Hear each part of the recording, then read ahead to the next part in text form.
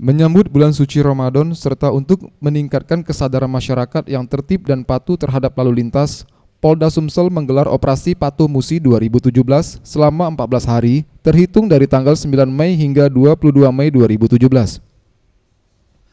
Dalam operasi Patuh 2017 yang digelar serentak di seluruh Indonesia ini, pihak Polda Sumsel mengerahkan 600 personil kepolisian yang bersinergi dengan Dinas Perhubungan, Denpom, serta pihak Jasara Harja.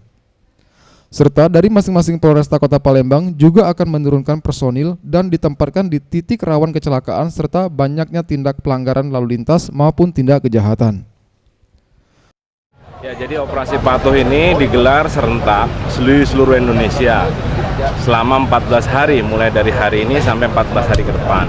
Ini berkaitan dengan pertama antisipasi Lebaran, kemudian yang kedua memang karena tingginya angka kecelakaan lalu lintas, kemudian pelanggaran lalu lintas yang cukup tinggi, juga dalam rangka menertibkan budaya tertib berlalu lintas yang ada di masyarakat.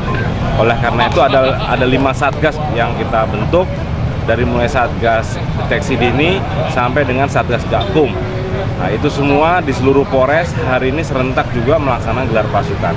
Mudah-mudahan ini semua bisa terlaksana dengan baik.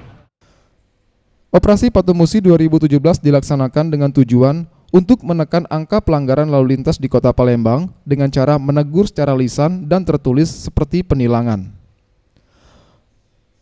Maka itu masyarakat pun diminta untuk disiplin dan mematuhi aturan berlalu lintas sehingga kemacetan dan kesemrawutan di Palembang ini bisa diatasi serta menghindari terjadinya kecelakaan.